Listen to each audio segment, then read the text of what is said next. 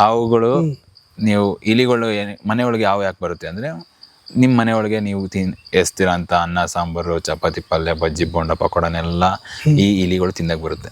ನೀವು ಏನು ಗಲೀಜಾಗಿ ಇಟ್ಕೊಂಡಿರ್ತೀರ ಮನೆನ ಅಥವಾ ನಿಮ್ಮ ಸರೌಂಡಿಂಗ್ಸು ಅದನ್ನು ತಿನ್ನಕ್ಕೆ ಬರ್ತವೆ. ಬಂದಂಥ ಇಲಿಗಳು ಸುಮ್ಮನೆ ಇರಲ್ಲ, ಚೆನ್ನಾಗಿದ್ರೆ ಜಾಗ ಚೆನ್ನಾಗಿದ್ರೆ ಗೂಡು ಕಟ್ಟಿ ಮರಿ ಮಾಡಿ ಆ ಮರಿಗಳು ಅಥವಾ ಇಲಿಗಳು 1-2 ಮಾಡ್ತವೆ. ಆ ಸೆಂಟು ಸ್ಮೆಲ್ ಇಟ್ಕೊಂಡು ಹಾವುಗಳು ಮನೆಯೊಳಗೆ ಬರ್ತವೆ. ಬಂದಂಥ ಹಾವುಗಳು ಅವು ಅಕಸ್ಮಾತಾಗಿ ಬರೋಂಥದ್ದು, ತಿನ್ನೋಕ್ಕೆ ಅಂತ ಬರೋಂಥದ್ದು, ನಿಮ್ಮ ಮನೇಲಿ ಉಳಿಬೇಕು ಅಂತ ಏನು ಬರೋಲ್ಲ. ಬಂದಂಥ ಅಕಸ್ಮಾತಾಗಿ ಕಚ್ಚಿಬಿಟ್ರೆ ಏನು ಮಾಡಬೇಕು ಏನು ಮಾಡಬಾರ್ದು ಅನ್ನೋದು. ಕಚ್ಚಿದಾಗ ಅದಕ್ಕಿಂತ ಮುಂಚೆ ಏನಂದರೆ ಹಾವು ಬಂದಾಗ ಏನು ಮಾಡಬೇಕು ಅನ್ನೋದು. ಹಾವು ಬಂದಾಗ ನೀವು ಪ್ಯಾನಿಕ್ ಆಗಬಾರ್ದು. ಅದು ನಿಮಗಿಂತ ಭಯ ಇರುತ್ತೆ. ನೀವು ಪ್ಯಾನಿಕ್ ಆಗದೇನೆ ಆರಾಮಾಗೆ ಆ ವಿಡಿಯೋಕ್ಕೆ ಗೊತ್ತಿದ್ರೆ ಹಿಡಿಬೇಕು, ಹಿಡಿದು ಹೊರಗಡೆ ಬಿಡಬೇಕು. ಇಲ್ಲ ಅಂದರೆ ಆ ವಿಡಿಯೋಕ್ಕೆ ಬರೋರನ್ನ ಕರೆಸ್ಬೇಕು, ರೆಸ್ಕ್ಯೂವರ್ಸ್ನ ಕರೆಸಿ ಹೊರಗಡೆ ಬಿಡಿಸ್ಬೇಕು ಅಷ್ಟೇ. ಅದು ಬಿಟ್ಟರೆ ನಿಮಗೆ ಇವ್ರು ಯಾರೂ ಗೊತ್ತಿಲ್ಲ ಅಂದರೆ ನಮ್ಮಲ್ಲಿ ಅರಣ್ಯ ಸಹಾಯವಾಣಿ ಇದೆ, 1926 ಫಾರೆಸ್ಟ್ ಹೆಲ್ಪ್ಲೈನ್ ನಂಬರ್ ಇದೆ. ಆ ನಂಬರ್ಗೆ ಕಾಲ್ ಮಾಡಿದ್ರೆ ನಿಯರೆಸ್ಟ್ ಸ್ನೇಕ್ ರೆಸ್ಕ್ಯೂರ್ನ ನಿಮಗೆ ಕಳಿಸ್ಕೊಡ್ತಾರೆ. ಇದಿಷ್ಟು. ಅಕಸ್ಮಾತಾಗಿ ಬಂದಂಥ ಅವು ಕಚ್ಚಿಬಿಟ್ರೆ ಏನು ಮಾಡಬೇಕು ಏನು ಮಾಡಬಾರ್ದು ಅಂತ. ಫಸ್ಟ್ ಥಿಂಗ್ ನಾವು ಏನು ಮಾಡಬಾರ್ದು ಅಂದರೆ ಪ್ಯಾನಿಕ್ ಆಗಬಾರ್ದು, ಮತ್ತೆ ಭಯ ಪಡಬಾರ್ದು. ಫಸ್ಟ್ ಯಾವ ಹಾವು ಕಚ್ಚಿದೆ ಅಂತ ನಿಮ್ಗೆ ಗೊತ್ತಿರಬೇಕು. ನಾನು ಅದಕ್ಕೆ ಹೇಳೋದು ಭಾಳ ಇಂಪಾರ್ಟೆಂಟು ಈ 4 ಹಾವುಗಳು. ಈ 4 ಹಾವುಗಳು ನಿಮ್ಗೆ ಗೊತ್ತಿರಬೇಕು. ಯಾವುದು ಕೋಬ್ರಾ, ರಸಲ್ ವೈಪರು, ಮತ್ತು ಕ್ರೇಟು, ಮತ್ತು ಸಾಸ್ಕೆಲ್ ವೈಪರ್, ಈ ಊರಿ ಮಣ್ಣು. ಈ 4 ಹಾವು ಗೊತ್ತಿದ್ರೆ ಸಾಕು ನಿಮಗೆ. ಇನ್ನು ಮಿಕ್ಕಿದೆಲ್ಲ ನಾನ್ ವೆನಮಸ್ಸು ಮತ್ತು ಮೈಲ್ಡ್ಲಿ ವೆನಮಸ್ಸು, ಸಾಯಂತ ಇದೇನಿರಲ್ಲ, ಕೇಸಸ್ ಇರೋಲ್ಲ. ಈ ಹಾವುಗಳು ಕಚ್ಚಿದಾಗ ಫಸ್ಟ್ ಯಾವುದು ನೀವು ನೋಡಬೇಕು. ಕೆಲವ್ರು ಹೇಳ್ತಾರೆ ಪ್ಲಸ್ ಮಾರ್ಕಲ್ಲಿ ಇಂಟು ಮಾರ್ಕಲ್ಲಿ ಮಾಡಬೇಕು, ಬ್ಲೇಡಲ್ಲಿ ಕುಯ್ಬೇಕು, ಬಟ್ಟೆ ಕಟ್ಟಬೇಕು. ಇದು ಯಾವುದೂ ಮಾಡಬಾರ್ದು. ಫಸ್ಟ್ ನೀವೇನು ಯಾಕೆ ಬ್ಲೇಡಲ್ಲಿ ಕುಯ್ಬಾರ್ದು ಅಂದರೆ, ಒಂದು ಸೆಪ್ಟಿಕ್ ಆಗುತ್ತೆ, ಇನ್ನೊಂದು ಗೊತ್ತಿಲ್ಲ ಜೋರಾಗಿ ಕುಯ್ದುಬಿಟ್ರೆ ಏನಾಗುತ್ತೆ, ನರ್ವ್ ಡ್ಯಾಮೇಜ್ ಆಗಿಬಿಡುತ್ತೆ, ನರ್ವ್ ಕಟ್ ಆಗಿಬಿಡುತ್ತೆ. ಹಾವು ಕಚ್ಚಿದ್ರೆ 4ರಿಂದ 5 ಗಂಟೆವರೆಗೂ ಬದುಕಿರೋ ಚಾನ್ಸಸ್ ಇರುತ್ತದೆ. ನೀವು ಇಲ್ಲಿ ಈ ಟೈಮಲ್ಲಿ ನರನ ಕಟ್ ಮಾಡಿಬಿಟ್ರೆ ಏನಾಗುತ್ತೆ, ಹಾವು ಕಚ್ಚಿರೋದ್ರಿಂದ ಬೇಗ ಇಲ್ಲಿ ಸುತ್ತೋಗ್ಬಿಡ್ತಾರೆ. ಅದಕ್ಕೆ ಕಟ್ ಮಾಡಬಾರ್ದು. ಮತ್ತು ಇನ್ನೊಂದು ಸೆಪ್ಟಿಕ್ ಆಗುತ್ತೆ, ಸೆಪ್ಟಿಕ್ ಆಗುತ್ತೆ, ಇದಕ್ಕೆ ಮಾಡಬಾರ್ದು. ಮತ್ತು ದಾರನ ಅಥವಾ ಬಟ್ಟೆನ ಟೈಟಾಗಿ ಕಟ್ಟಬಾರ್ದು. ರಕ್ತ ಹೋಗದಂತೆ ದಾರ ಕಟ್ಟಬೇಕು, ಹಗ್ಗ ಕಟ್ಟಬೇಕು. ಹಾವಲ್ಲಿ 2 ಥರ ವಿಷ. ಒಂದು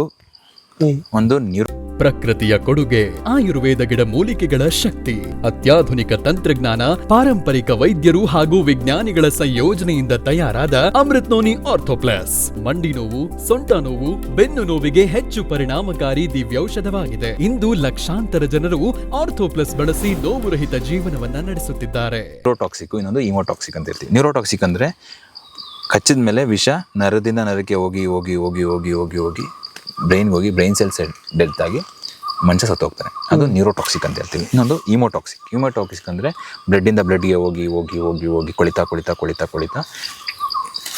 ಎಷ್ಟು ಕಚ್ಚಿರುತ್ತೆ ಅಷ್ಟು ಅದು ಕೊಳಿತಾ ಹೋಗುತ್ತೆ. ಇದರಲ್ಲಿ 2 ಥರ ಇದೆ. ಅದು ಸೈಟೋಟಾಕ್ಸಿಕ್ ಮತ್ತು ಮಯೋಟಾಕ್ಸಿಕ್ ಅಂತ ಹೇಳ್ತೀವಿ. ಮಸಲ್ ಮೇಲೆ ಎಫೆಕ್ಟ್ ಆಗೋಂಥದ್ದೊಂದು ಮತ್ತು ಸೆಲ್ಸ್ ಮೇಲೆ ಎಫೆಕ್ಟ್ ಆಗೋಂಥದ್ದು ಇದು. ಇಂಥ ಅವುಗಳಿಗೆ ನೀವು ಏನು ಮಾಡ್ತೀರಾ, ಬಟ್ಟೆನ ಅಥವಾ ದಾರನ ಟೈಟಾಗಿ ಕಟ್ಬಿಟ್ರೆ ಏನಾಗುತ್ತೆ, ಇಲ್ಲಿ ವೆನಮ್ ಇಲ್ಲಿ ಸ್ಟಕ್ ಆಗಿಬಿಡುತ್ತೆ, ವಿಷ ಆ ಕಡೆನೇ ಉಳಿದ್ಬಿಡುತ್ತೆ. ಇಲ್ಲಿ ಏನಾಗುತ್ತೆ, ಈ ಪೋರ್ಷನ್ ಫುಲ್ಲು ಡೆತ್ ಆಗುತ್ತೆ, ಡೆಡ್ ಸೆಲ್ ಆಗ್ಬಿಡುತ್ತೆ. ಈ ಡೆತ್ ಆದಾಗ ಏನಾಗುತ್ತೆ, ಈ ಡಾಕ್ಟ್ರು ಈ ಪೋರ್ಷನ್ನ ಒಂದಿನ ತೆಗಿಬೇಕು ಅಂತಾರೆ. ಯಾಕಂದರೆ ಗ್ಯಾಂಗ್ರೀನ್ ಆಗ್ಬಿಟ್ಟಿರ್ತಿದ್ದು. ಆಗ ಇಲ್ಲ ಈ ಪೋರ್ಷನ್ ಕೈ ಕಚ್ಚಿರೆ ಕೈ, ಕಾಲು ಕಚ್ಚಿರೆ ಕಾಲು, ಇಲ್ಲ ತಲೆ ಕಚ್ಚಿರೆ ತಲೆನ ತೆಗಿಬೇಕು ಅಂದ್ಬಿಡ್ತಾರೆ. ಅದಕ್ಕೆ ಏನು ಮಾಡಬೇಕು, ಬಟ್ಟೆನ ಅಥವಾ ದಾರನ ಕಟ್ಟಬಾರ್ದು. ಅದ್ರ ಬದಲು ಕ್ರಬ್ ಬ್ಯಾಂಡೇಜ್ನ ಒಂದು ಕಚ್ಚಿರೋ ಜಾಗದಿಂದ 2 ಸೆಂಟಿಮೀಟ್ರ್ ಬಿಟ್ಟು ಕ್ರಬ್ ಬ್ಯಾಂಡೇಜ್ನ ನೀಟಾಗಿ ರ್ಯಾಪ್ ಮಾಡಬೇಕು. ರ್ಯಾಪ್ ಮಾಡಿ ಒಂದು ಪೆನ್ ಅಥವಾ ಪೆನ್ಸಿಲ್ ಅಷ್ಟು ಜಾಗ ಅಲ್ಲಿ ಆಡಬೇಕು.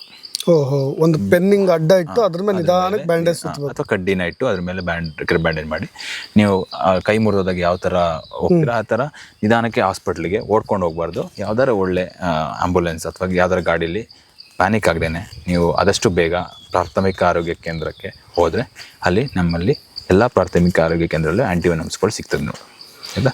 ಬಟ್ ನಮ್ಮ ಕೆಲಸ ಏನು ಅಂದರೆ ಫಸ್ಟ್ ಡಾಕ್ಟರ್ಸ್ಗಳಿಗೆ ಆ್ಯಂಟಿವೆನಮ್ ಇಂಜೆಕ್ಟ್ ಮಾಡ್ಲಿಕ್ಕೆ ಗೊತ್ತಿದೆಯಾ ಅಂತ, ಅವ್ರಿಗೆ ಅದು ಟ್ರೈನಿಂಗ್ ಆಗಿದೆ ಅಂತ ನಮಗೆ ತಿಳ್ಕೊಬೇಕು ಫಸ್ಟ್ ನಮ್ಮ ಕೆಲಸಗಳದು, ಆಯಿತಾ. ಒಂದು ಆಮೇಲೆ ನೀನು ನಾಟಿ ಔಷಧಿಗಳನ್ನ ಕೆಲವ್ರು ತೊಗೊಳ್ತಾರೆ, ಅದೆಲ್ಲ ಮಾಡಲಿಕ್ಕೆ ಹೋಗಬಾರ್ದು. ಆದಷ್ಟು 4 to 5 hours ಟೈಮ್ ಇರುತ್ತೆ, ಆದಷ್ಟು ಬೇಗ ಪ್ರೈಮರಿ ಹೆಲ್ತ್ ಕೇರ್ ಸೆಂಟ್ರಿಗೆ ಹೋಗೋದನ್ನ ನಾವು ನೋಡಬೇಕು. ಮತ್ತು ಹಾವು ಕಚ್ಚಿದಾಗ ತುಂಬ ನಿದ್ದೆ ಬರ್ತಿರುತ್ತೆ, ಆ ನಿದ್ದೆ ಮಾಡ್ದಿರಂಗೆ ನಾವು ಎಚ್ಚರ ಮಾಡ್ತಾ ಇರಬೇಕು. ಮತ್ತು ಪಕ್ಕದಲ್ಲಿ ಕೂತ್ಕೊಂಡು ಗಾಬರಿ ಮಾಡಬಾರ್ದು. ನಿದ್ದೆ ಯಾಕೆ ಮಾಡಬಾರ್ದು ಸರ್? ನಿದ್ದೆ ಮಾಡಿದ್ರೆ ಕೋಮಾಗೆ ಹೊರಟೋಗ್ತಾರೆ.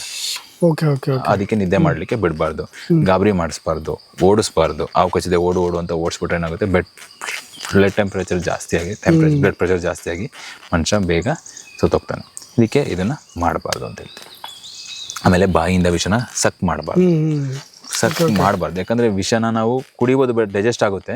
ಬಟ್ ನಿಮ್ಗೊಂದು ಗೊತ್ತಿರಬೇಕು, ನಿಮ್ಮ ಬಾಯಲ್ಲಿ ಅಥವಾ ನಿಮ್ಮ ಗಂಟ್ಲಲ್ಲಿ ಅಥವಾ ಹೊಟ್ಟೆಯಲ್ಲಿ ಅಥವಾ ಎಲ್ಲ ಏನೆಲ್ಲ ಪಾರ್ಟಲ್ಲಿ ಎಲ್ಲೂ ನಿಮಗೆ ಡ್ಯಾಮೇಜ್ ಇರಬಾರ್ದು ಅಥವಾ ಉಣ್ಗಳಿರಬಾರ್ದು. ಗಾಯಗಳಿದ್ರೆ ಸರ್, ಗಾಯಗಳಿದ್ರೆ ಅದೇನಾಗುತ್ತೆ, ಅಲ್ಲೇ ರಿಯಾಕ್ಷನ್ ಆಗುತ್ತೆ. ಮತ್ತೆ ಯಾರು ಸಕ್ ಮಾಡಿರ್ತಾರೋ ಅವರಿಗೆ ಉಂಡುಗಳು ಇರಬಾರ್ದು ಅಂತ. ಇದನ್ನ ನಾವು ಮಾಡಬಾರ್ದು. ಇವೆಲ್ಲ ಬ್ಯಾಡ್ ಪ್ರಾಕ್ಟೀಸ್. ಇದ್ರ ಬದಲು ಆದಷ್ಟು ಬೇಗ ಪ್ರೈಮರಿ ಹೆಲ್ತ್ ಕೇರ್ ಸೆಂಟರ್ಗೆ ನಾವು ಹೋದರೆ ನಮಗೆ ಉಳಿಯೋ ಚಾನ್ಸಸ್ ಜಾಸ್ತಿ ಇರುತ್ತೆ. 4 to 5 hours ನಮಗೆ ಟೈಮ್ ಇರುತ್ತೆ. ಅದು ಬಟ್ ಕಿಂಗ್ ಕೋಬ್ರಾ ಕಚ್ಚಿದ್ರೆ ನೀವು ತಲೆ ಕೆಡ್ಸ್ಕೊಳಕ್ಕೆ ಹೋಗ್ಬಾರ್ದು, ಯಾಕಂದರೆ ನಮ್ಮ ಕಿಂಗ್ ಕೋಬ್ರಾಗಳಿಗೆ ಇದು ಆಂಟಿವೆನಮ್ ಕಂಡಿಡಿಯೋಕ್ಕೆ ಆಗಿಲ್ಲ.